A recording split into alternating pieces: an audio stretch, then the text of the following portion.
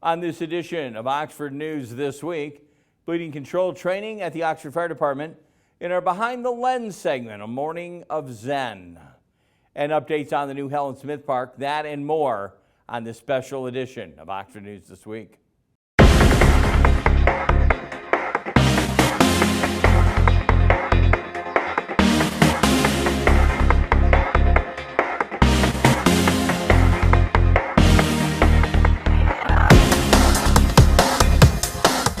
Welcome back to Oxford News This Week. And the Oxford Fire Department recently purchased 8 bleeding control kits thanks to a large donation from a local company, Barron Industries.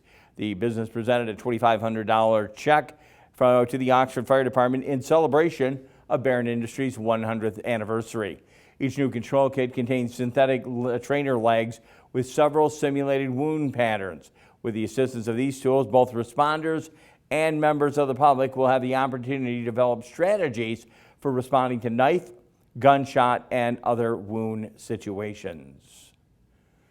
The new Helen Smith Park is open, spanning 2,400 square feet on the grounds of the Oxford Township Hall. The park welcomed its first visitors in early July. The location hosts 3 pieces of children's play equipment, 2 pieces of exercise equipment for adults and teens, and a bicycle repair station. And is seating, although the park is currently incomplete, it's still open to visitors of all ages. The name of the park comes from Oxford's longtime resident Helen Smith, who lived from 1934 to 2015. According to the Charter Township of Oxford, Smith was driven throughout her lifetime to ensure Oxford's youth gained financial and moral support they needed and deserved. She was a charter member of the Oxford Wildcat Booster Club and worked with the American Legion Auxiliary Unit 108 and the American Legion Post 108. The park, dedicated in her legacy, was made possible through a grant from the Elmont-based 4-County Community Foundation, and the donations are from dozens of businesses and organizations throughout our area. The students in the Oxford High School Marching Band will now be performing at 7:30 p.m. at the event honoring Oxford Township first responders on Friday, August 11th. From the incoming freshmen to the returning seniors, these musical Wildcats have become yet another group slated to support the Oxford Fire Department and the Oakland County Sheriff's Office at this outdoor celebration. A variety of the display, sheriff and fire vehicles will be on site for photo opportunities.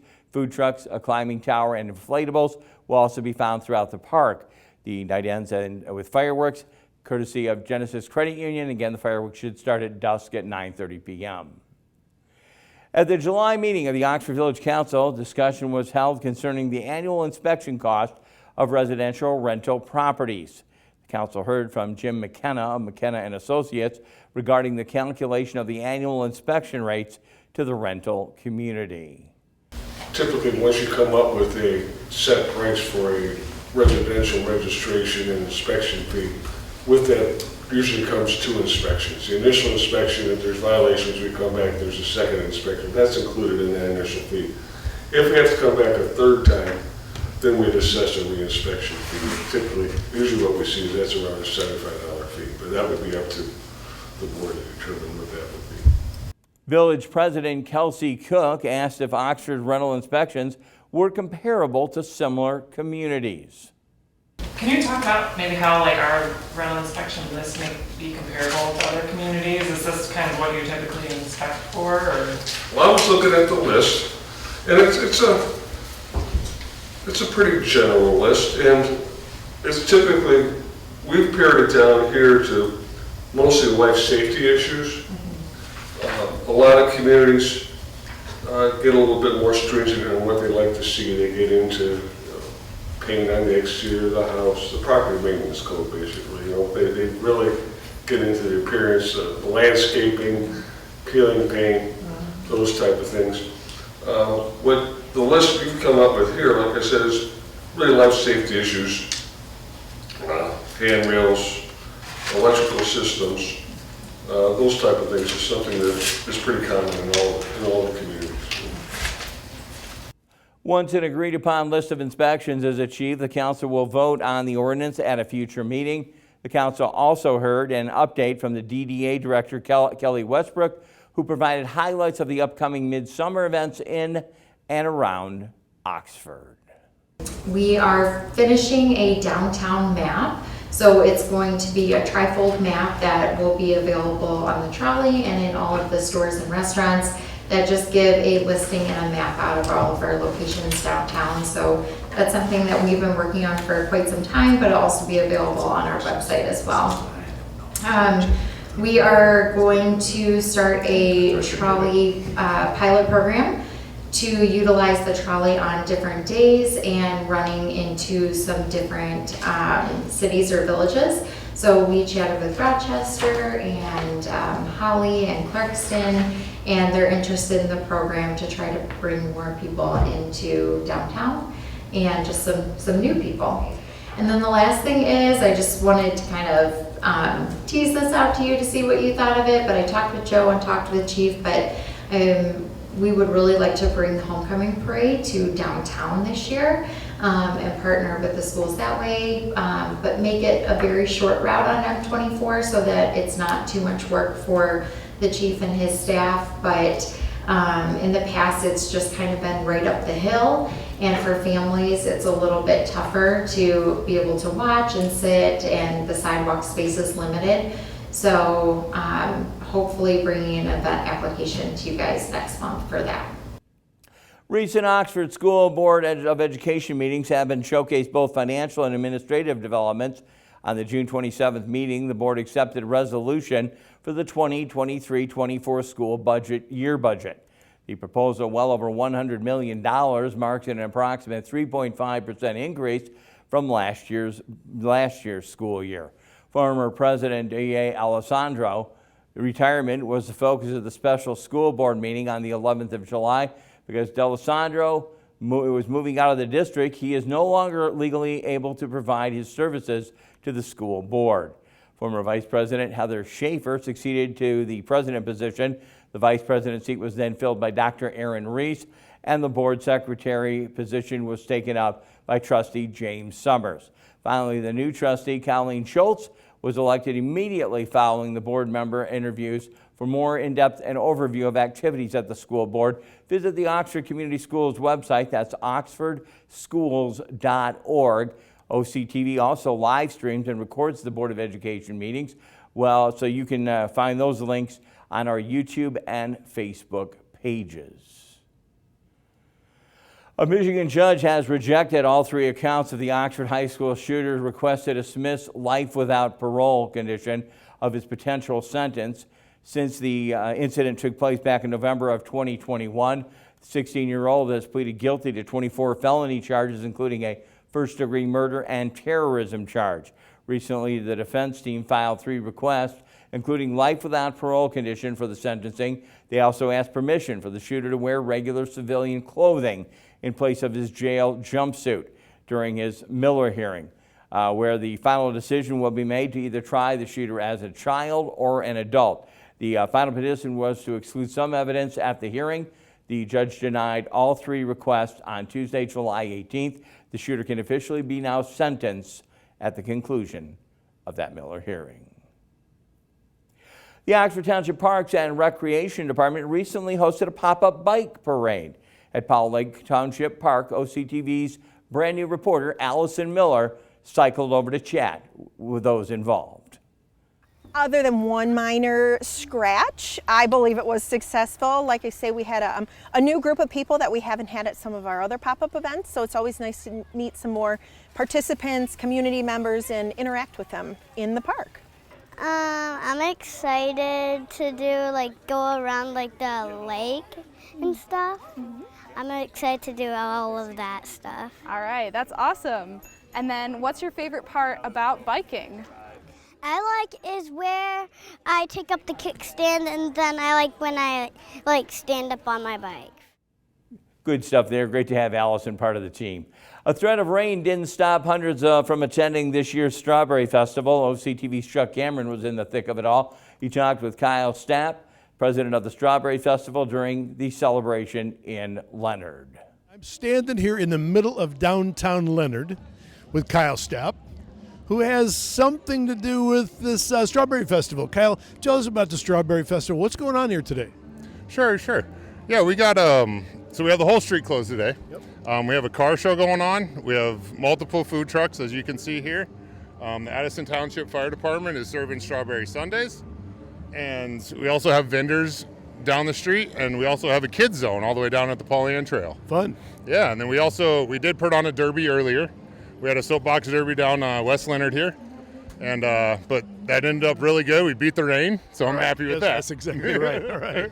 So how do you put together all this activity? Who's involved in making all this happen? Sure. We got so we start planning in February, and we have like about 8-9 people on our committee right now.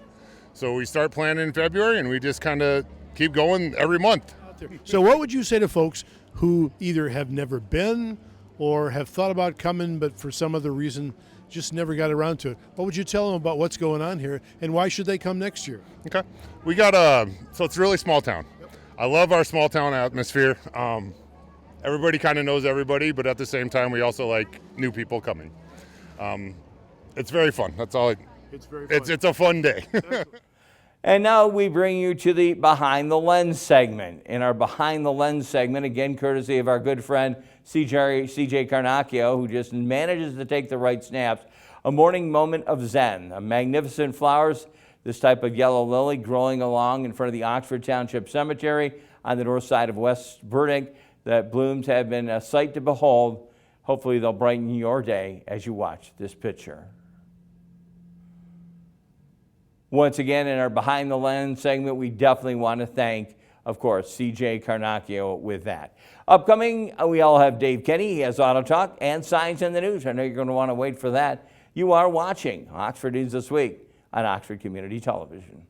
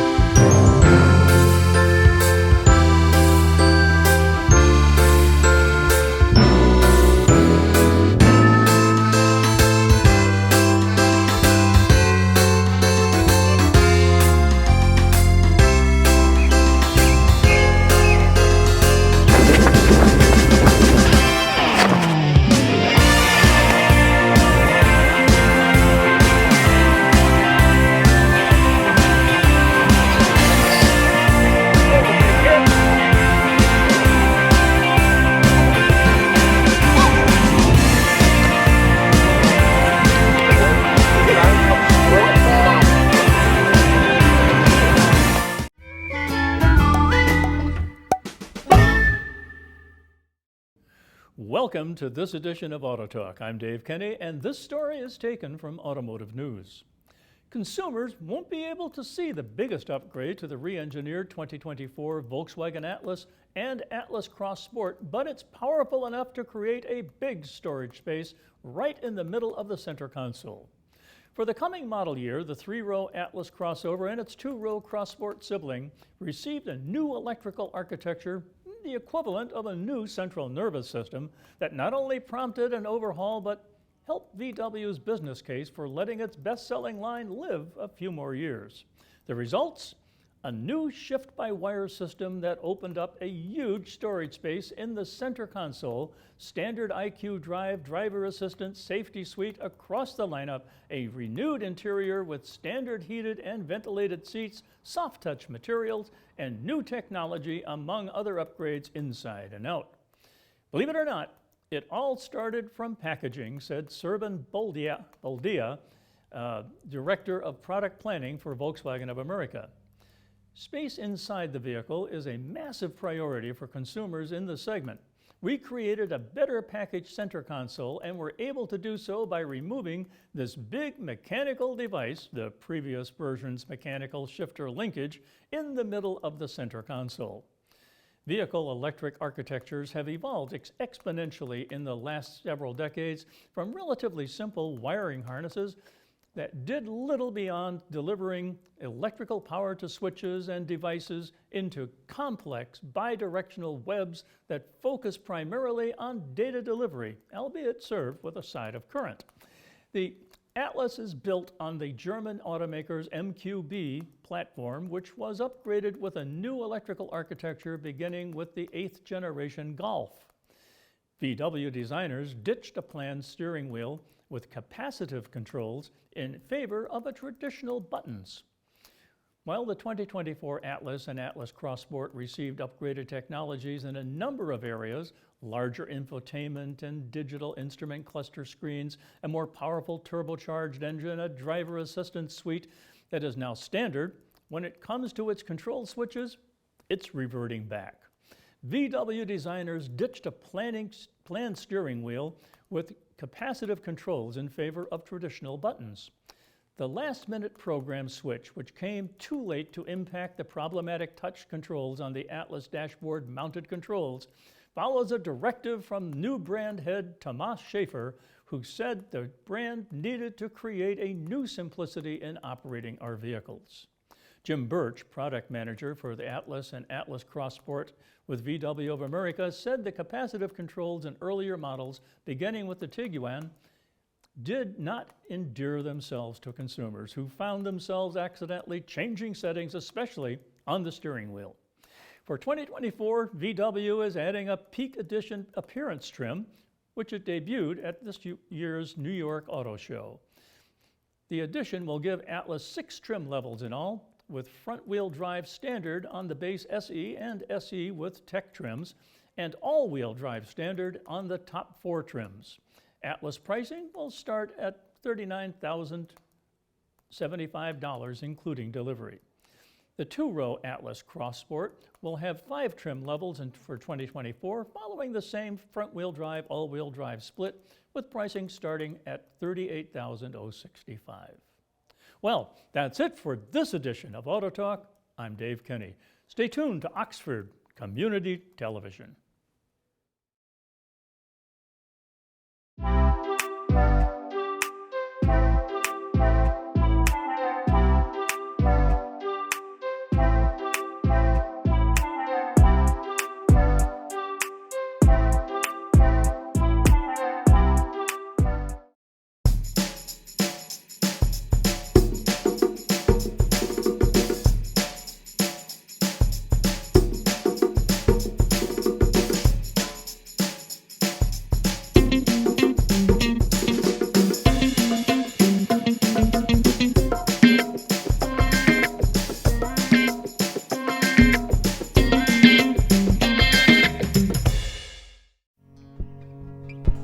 Canine Stray Rescue is Oxford's own local dog rescue.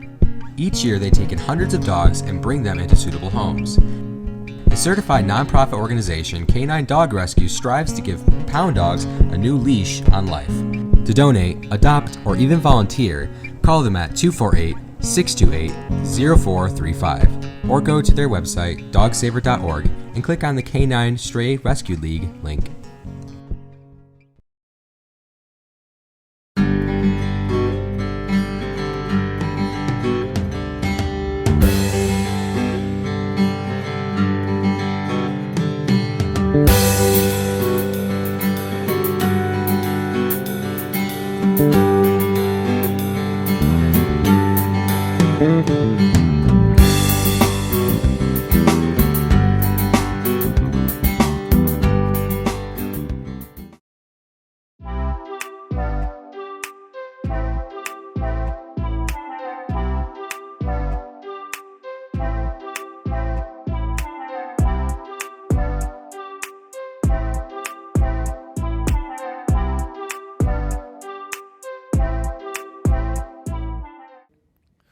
Welcome to Science in the News. I'm Dave Kenny, and this story is taken from New Scientist.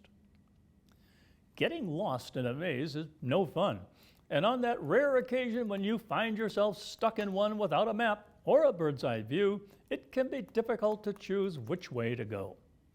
Mathematics gives us a few tools we can use, in particular topology, which concerns shapes and how they connect.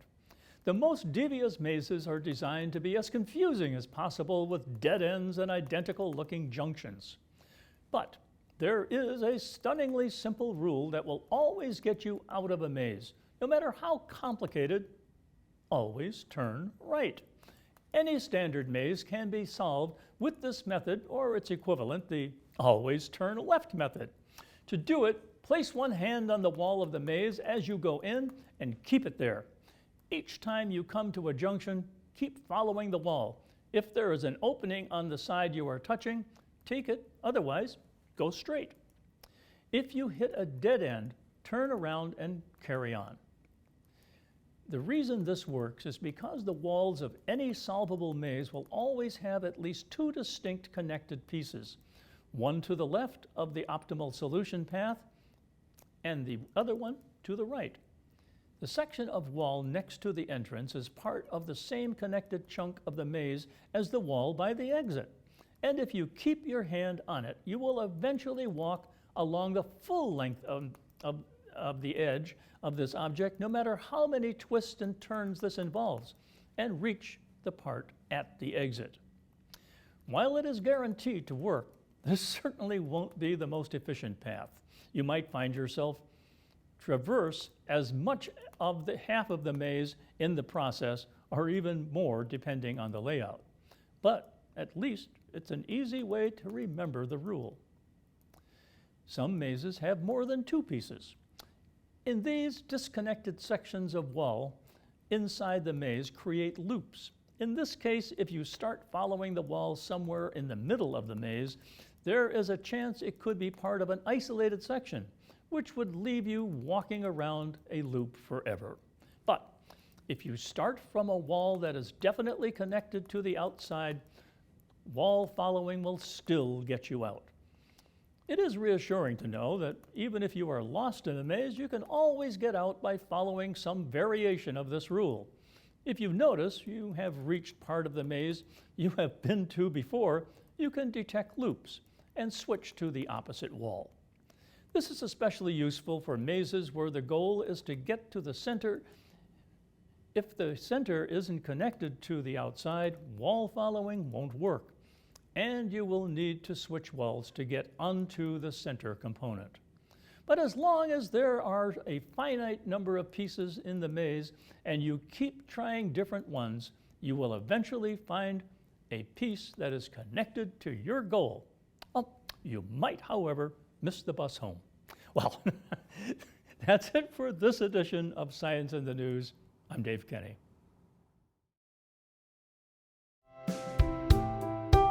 Canine Stray Rescue does just that. Rescue stray dogs for new families. But they need your help. Become a volunteer at Canine Stray Rescue League of Michigan. Take dogs for walks, help them socialize with others, and help them get adopted. Fill out an application and help a family add a new member today.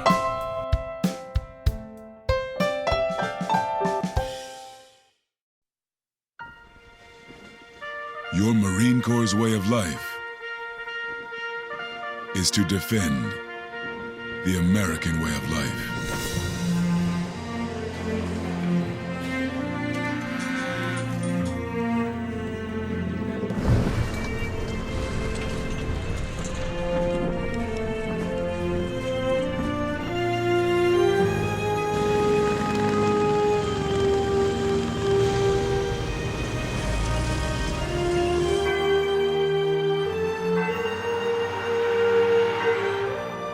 Every day, no matter where we serve, we take a stand for our nation, for each other, for us all. The few, the proud, the Marines.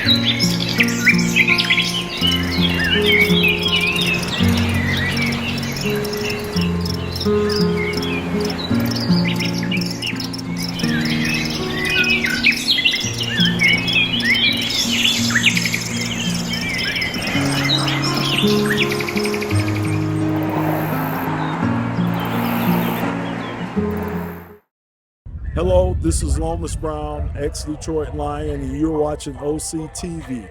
That's Oxford Community TV. Check it out. And back with you for our last story. Rich food, rich history. That's what we're looking at, the culinary link to the past. The local resident we know as the 24th Street Tavern in downtown Oxford is a sitting location. It's been there for 150 years. The building housed a bar, a saloon for nearly every year since it's been open, since the late 1800s. Long before a tavern, we knew that Clark Saloon welcomed the building's first customers. The location was then and operated from 1878 to 1906 by Elisha Rowland. Elisha Rowland Clark, a Civil War veteran and well-known Oxford resident. Clark was born in Macomb County in 1847. Michigan was still a territory when Clark family moved in, and after his birth, he decided to settle down in Oxford. Eventually, Clark found his way with a career path that would occupy him until the year of his death. He became a saloon owner. After a setback of the large downtown fire, the saloon then was rebuilt in brick. Still remains so today. Both Clark and his wife were laid to rest at Oxford's Cemetery on Burdick Street. Now, more than 100 years later, his contributions to the downtown can still be seen and tasted today. And with that, we'd like to thank the news gathering sources from, of course, the Oxford Downtown Oxford, DDA, Oxford Charter Township, Oxford's Village, and of course the Oakland Press, Oxford Leader, and the Oxford Township Facebook page. We also want to thank Click on Detroit for photos. Also credits CJ Carnacchio, Oxford's Leader. OCTV can be viewed on Spectrum Charter Channel 191, Channel 99, AT&T Uverse, YouTube, Rumble, and Facebook. You can even download the Roku app and watch OCTV programming there. It's also available to local groups for producing public service announcements. Maybe you have a show idea. If you want to volunteer, contact our office at 248-628-9658. I want to thank our producer, director, the man that knows it all, Kyle Snage, videographer Al Campbell, our editor, Marissa Rushka, writer Allison Miller, program coordinator Dan Zweiss, program director Connie Miller, station manager Terry Stiles.